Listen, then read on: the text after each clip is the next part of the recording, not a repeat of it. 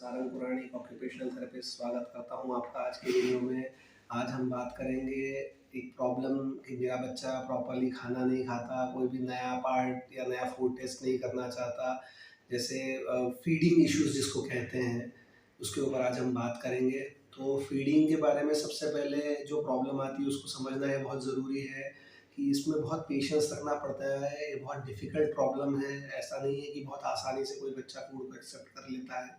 जब इसमें काम होता है तो एक टीम के द्वारा काम किया जाता है, जैसे occupational therapist, speech therapist, behaviour therapist, developmental paediatrician, psychologist, सभी लोग मिलके इसके लिए वर्क करते हैं। इंडिया में कई बार पॉसिबल नहीं होता कि फीडिंग जैसे इश्यूज़ के लिए सभी थेरेपिस्ट मिलकर एक साथ काम कर सकें, तो आमतौर पे ऑक्यूपेशनल थेरेपिस्ट या स्पीच थेरेपिस्ट इसमें ज़्यादा वर्क करते हैं। अगर हम बात करें ऑक्यूपेशनल थेरेपिस्ट की क्या-क्या पार्ट आता है जिसमें ऑक्यूपेशनल थेरेपिस्ट वर्क करता है, तो उसमें positioning, oral motor skills, sensory processing disorder या सेंसरी इश्यूज, मोटर स्किल्स ना, इसके अलावा पोस्चर, आई हैंड कोऑर्डिनेशन जैसे इश्यूज कई बार ऐसे होते हैं जिनको ऑक्यूपेशनल थेरेपिस्ट हैंडल करता है। अब हम बात करते हैं कि इस प्रॉब्लम को इम्प्रूव करने के लिए मतलब बहुत पेशेंस और स्किल की ज़रूरत है, ट्रस्ट की ज़रूरत है बच्चे के लिए, जिससे कि वो नए-नए फूड को एक्सेप्ट कर सके। तो आइए जानते हैं क्या-क्या प्रॉब्लम होते हैं जिसकी वजह से बच्चा पर्टिकुलर खाने को एक्सेप्ट नहीं करता है। इसमें सबसे पहला इशू आता है फूड एवर्जन। मैंने बच्चा कोई पर्टिकुलर टाइप के फूड के टेक्सचर को, स्मेल को या टेस्ट को एक्सेप्ट नहीं कर पाता। इसके सॉल्यूशन के लिए अगर हम बात करें तो अगर किसी पर्टिकुलर टेक्सचर को बच्चे की वजह से बच्चा नहीं उसको खा पा रहा है, तो बच्चे को कई तरह की वैसी एक्टिविटीज़ प्रोवाइड की जा सकती है, जिससे कि उस टेक्सचर्स के साथ वो बच्चा कंफर्टेबल हो जाए।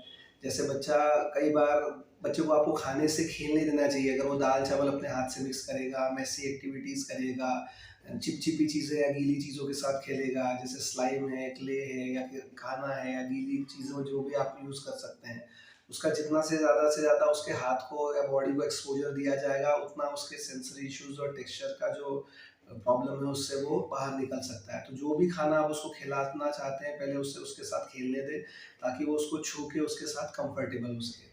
दूसरा पार्ट आता है स्मेल। अगर आपको खाने की स्मेल नहीं आ रही है, आपका स्मेल का टेस्ट या स्मेल का सेंस प्रॉपर्ली डेवलप नहीं हुआ है, तो बच्चा ऐसी कंडीशन में नया खाना एक्सेप्ट नहीं करता है। तो जैसे हम ब्रेन बैलेंस प्रोग्राम हमारे ट्रीटमेंट में यूज़ करते हैं, तो वहाँ पर राइट ब्रेन बैलेंस के लिए तेज़ स्मेल वाली चीज़ें दी जाती है, जैसा कि कॉफ़ी, यूकलिप्टस ऑयल, ऑनियन, ऐसे या मसालों की गंध जिस तरीके की होती है, ऐसे तेज़ गंध इस्तेमाल की जाती है, तो वहाँ उसको शुरू किया जाता है। अगर कोई लेफ्ट ब्रेन डीले बच्चा होता है, जैसे स्लो लर्नर के बच्चे ज़्यादातर होते हैं, तो उनको फ्रूट्स की स्मेल या फ्लावर की स्मेल या किसी तरह की खुशबूदार चीज़ों से शुरुआत की जाती है, जिनकी स्मेल थोड़ी-सी सॉफ्ट होती है। या तेज़ स्मेल का कंसर्न ज़्यादातर ऑटिज़म के बच्चों में किया जाता है, जहाँ राइट ब्रेन डीले है। इसके अलावा इसको हाइपोसेंसिटिव या हाइपर सेंसिटिव में भी कैटेगराइज़ किया जा सकता है। अगर हम ऑल्फैक्टरी सेंस की बात करें, तो वहाँ इसको यूज़ किया जाता है।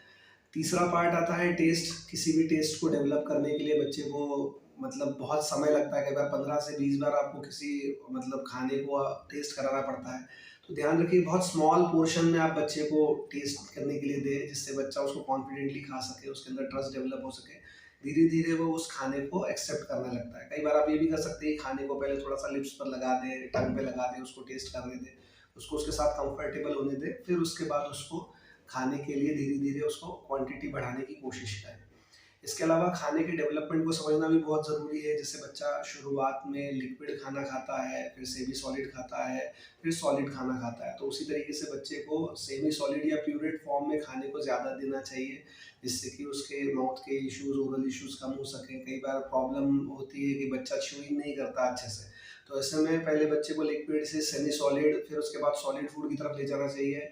सेमी सॉलिड या प्यूरेट फॉर्म में जितना आप मिक्स टेक्सचर करेंगे, जैसे मराठी में कोशिंबीर या रायता या भेल या ऐसी चीज़ें जितनी मिक्सअप करके उसको देंगे, उतना उसको च्यूइंग अच्छा होगा। आमतौर पे बेकरी प्रोडक्ट्स जितने भी होते हैं वो च्यूइंग के लिए बहुत अच्छे होते हैं। हालाँकि वो पेट के लिए या गट्स के लिए उतने अच्छे नहीं होते, इसलिए उनकी क्वांटिटी बहुत ज़्यादा नहीं होनी चाहिए। ठीक है, अब बात करते हैं ओरल मोटर की। कई बार बच्चों के ओरल मसल्स की स्ट्रेंथ बहुत अच्छी नहीं होती है। इसके लिए बॉडी की पोजीशनिंग को डेवलप करना, बॉडी के कोर को डेवलप करना, ट्रंक स्टेबिलिटी, नेक स्टेबिलिटी, जॉ स्टेबिलिटी, फिर टंग स्टेबिलिटी इम्प्रूव करने से बच्चे के ओरल मसल्स और च्यूइंग को डेवलप करने में बहुत हेल्प होती है। उनके ओरल मोटर मसाज में या उनकी बॉडी के अगर सेंसरी इश्यूज़ है, ओरल मोटर सेंसिटिविटी बच्चे को अगर है, तो ऐसी कंडीशन में मसाज करके वाइब्रेटिंग टूथब्रश से या ज़ी वाइप का इस्तेमाल किया जा सकता है, या गम्स को हम मसाज कर सकते हैं जिससे कि बच्चे को डिसेंसिटाइज़ करने में मदद मिलती है। बच्चे के ओरल मोटर स्ट्रेंथ को बढ़ाने के लिए कई तरह की बाइटिंग एक्टिविटी या पुलिंग एक्टिविटी या ऐसी एक्टिविटीज़ या ऐसे तरह का टेक्सचर्स या खाना खाना जिससे कि बच्चे के जॉ का ज़्यादा से ज़्यादा स्ट्रेंथ का यूज़ हो सके, या जॉ का मूवमेंट करना, ये बच्चे को हेल्प कर सकता है। इसके अलावा एक सेल्फ एस्टीम और ट्रस्ट का एक पार्ट होता है जो बच्चे का बहुत इंपॉर्टेंट है। कई बार बच्चे की कॉन्फिडेंस इतनी कम होती है या वो इतना घबराया होता है कि वो नया फूड नहीं खा पाता। आमतौर पर मैं कई बार देखा है कि बच्चे अपने घर पर कोई चीज़ नहीं खाते, लेकिन स्कूल में या थेरेपिस्ट के यहाँ फोर्स करने पर वो उसको खा लेते हैं। तो ऐसे में बच्चे की सेल्फ एस्टीम इंप्रूव करने की ज़रूरत है, बच्चे के साथ ट्रस्ट डेवलप करने की ज़रूरत है, उसके बिहेवियर इश्यूज़ पे काम करने की ज़रूरत है, जिससे कि बच्चा नया फूड एक्सेप्ट कर सके। आज के वीडियो के लिए इतना ही। आपका बहुत बहुत धन्यवाद, आपने समय दिया। मिलता हूँ मैं आपसे अगले वीडियो में। Thank you.